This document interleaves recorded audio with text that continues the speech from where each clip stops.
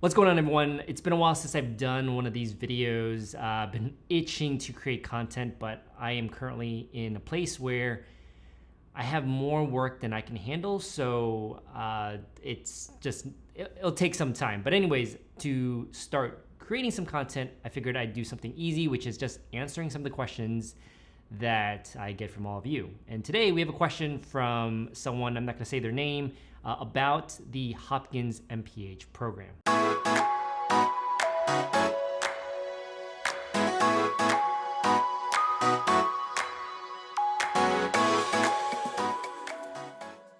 So again, today's question is about the Hopkins MPH program. I'm not gonna read this person's name just because I don't know if they want me to reveal it, but I figured many of these questions that I get typically are questions that I get from a lot of other individuals. And so I try to create content that can reach other people beyond those who are just messaging me. All right, so this person sent me a message on Instagram. They said, "Hi Brian, I am in the process of applying for the Hopkins MPH part-time online program. I currently work as a nurse and / clinical epidemiologist at the CDC. I've watched your videos on YouTube, which have been very helpful and informative. I have a few questions and would appreciate hearing your thoughts." There's a couple questions in here and I'll just kind of go through them and read them. So the first one is, what was your favorite part of the program? This is a great question. There's many favorite parts of the program I had. I think the couple that come to top of mind is first the people, the network, and the community. I think the individuals that you meet in the program are all very accomplished and talented. So I think, being surrounded by that community of individuals really makes you feel inspired. And that's definitely a big favorite part, because the conversations you have with individuals there it was just very exciting to converse with them, because it was just a different level of conversation. Very nice people, all individuals that really wanted to make an impact to some extent. So very refreshing to hear that. I think that was probably the biggest one, was of course the people. The other one was probably the flexibility of the program. Coming into the MPH program, to be honest, I really didn't know what I was expecting. And the fact that the Hopkins MPH program was so flexible in terms of the number of classes that it offered, it allowed me to kind of dabble in different areas that I might have had an interest in. And if I did have more interest in it, or I realized I was interested in it, I can dive deeper into the different courses.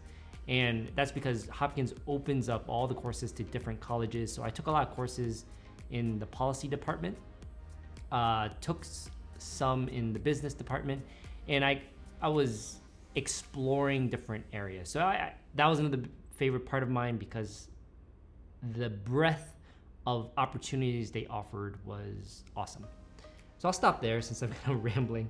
Let me move on to the next question. It says, how many courses did you take at a time, and were you able to do that while working? So throughout the entire program, 2.5 years was how long it took me to complete it. It usually takes on average 2 to 3.5 years, something like that. Most of my classmates completed it within 2.5 to 3 years. But it took me 2.5, and I was working the entire time. I typically took between 3 to 6 credits on average per term. When it was not a summer institute, when it was an institute, I dabbled in a couple of the institutes, and I think I usually took 1 or 2 classes as well to just kind of squeeze some in. But I didn't take any terms off except for, I think, 1. I took classes every single term, on average 3 to 6 credits. The most I took was 9, and that was a bit too much for me. But at the same time, I was juggling other things, like a capstone at the same time, so that was a little rough. But I think it might depend on you. I think 3 to 6 on average is recommended. I know some of my classmates took 11 and was able to handle it just fine with the full-time job, but probably not something I would recommend. Definitely try 3 credits to begin with, and then if you feel it's okay, then you can move on up. You'll realize that some classes have more work than others. If you're interested in biomedical informatics at all, which I took a lot of classes in that, those classes were quite time consuming in terms of the after lecture type work, like all your assignments and quizzes and stuff like that. But 3 to 6 on average. Towards the end of my time at Hopkins, the last year, it was one of the more difficult because I did my practicum and my capstone during that time, so I had to balance full-time work, part-time school, and at that time it was 6 to 9 credits, and the internship. That was a little bit much, and the reason why I'm mentioning that is because I probably took a total of 3 weeks PTO just to balance out the capstone and the courses because it was a little bit too much for me to handle. So not recommended to go above 6 credits for my purpose. Next question is, how often did you go on campus for classes? So I think before the pandemic, it was a 25% requirement. I think I hit 25 to 30% classes in person. I attended 4 different institutes, with one of them being in Barcelona. I think I did 1 in DC, and then the rest were in Baltimore. But being in person, meeting your classmates, and it's not always part-time students, it was sometimes full-time students, sometimes it was just people dropping in, or even the full-time or part-time DRPH students. I highly recommend going on campus whenever possible, even though I don't believe it's a requirement anymore. But I tried to go as often as I could, and it was about 25 to 30%.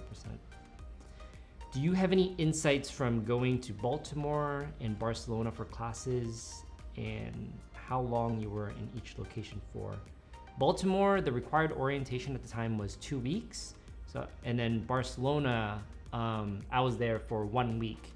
Baltimore was required that you had to be there for 2 weeks because it was 1 week of it was 2 full weeks of orientation with the classes that you took.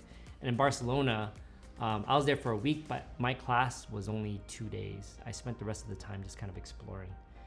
Highlights of Baltimore. I think one of the highlights I did, and it was probably a little too much, was after class every single day, and during the orientation it was 8 a.m. to 5 p.m. because I took 2 courses. The first course is the first half of the day, 4 hours, and then the second course is the latter half of the day. So it was 8 a.m. to 5 p.m. One of the highlights that I had was scheduling time to meet someone from the Hopkins facility or faculty after that. So usually I would have some meeting with a professor, faculty member, or even a classmate of mine between 5 p.m. to 7 or 8 p.m. Just to take advantage of the opportunities to network online. A big part of these programs is not just the didactic work that you get, but also the connections that you make, and certainly take advantage of that. So I think that was one of the highlights, aside from exploring all the things that Baltimore has to offer. Barcelona highlights, I recorded a video about it, which I don't believe I ever released. There was a lot of highlights in Barcelona. I mean, the coursework was super fun. The classmates you meet are super awesome. They're from all over. I don't know what to say about Barcelona necessarily in terms of highlights, aside from you should definitely go if you can, because Barcelona is quite fun. Yeah, just if you go to Barcelona, check out all the places. There's Montserrat. I did a day trip to Madrid. Spent a lot of time just exploring the local city in Barcelona. You didn't really need that much time. I think it was 2-3 days. It was perfectly fine. Tried out a lot of the tapas, but yeah, just taking advantage of exploring the city too. Next question is there anything you think made this program really stand out from the other MPH programs? Yeah, many different things. I think if you read my MPH statement, which should be here, if you've never found it, I'll link it up here in the video. I kind of highlight the reasons why, but just to recap, the first thing is that if you want to be objective, the Hopkins MPH program is the #1 ranked program, I believe in the world, but let's just go with the US for now. In the US since 1994, per the US News report, US News and Report rankings for public health. And it's the rankings actually started in 1994 and they have always been number one. So objectively speaking, it's the best public health program in the nation. The second thing is like what I mentioned earlier about the breadth of experience you can get from the program. I was just absolutely blown away. When you compare it to the other programs, which I was applying to Harvard, UNC, and Emory at the time, and the problems with those, not that it's a problem, just relatively speaking, because they're all super fantastic programs, from what I hear, is that their niche for electives was a bit more narrow. And maybe that's a good thing. It just kind of depends. At Hopkins, we get 80 credits total to complete the program versus other places, which is usually 40. So, you know, pros and cons, right? You have to do more credits, but you have more opportunities to explore. And because Hopkins opened up all these other courses to you, you really get an opportunity to like dabble in different areas in the public health program. So what did I say? I said great rankings, breadth of experience, and then of course the network. The faculty at Hopkins is outstanding, both in terms of the people who work there and then your classmates. So, well, I guess comparatively to other programs, all the other programs also have amazing faculty and amazing students, I presume. But yeah, I think objectively speaking, rankings and the breadth of experience is probably the ones that stand out the most. And I think it fit my criteria the most because maybe I'll say one more thing before we end this video, is like I really want to explore public health informatics, which Emory's program was perfect for that, but then I felt as though it might be too narrow. And because Hopkins had a better objective ranking and opportunity to explore more, I really want to get a more generalist approach, but also be flexible enough to like dive deeper into electives if I wanted to. All right, I think that's gonna be the end of the video. That's a lot longer than I expected. Hopefully that provides some insight to you along with others who might have similar questions. Thanks for watching and see you guys in the next one. Bye.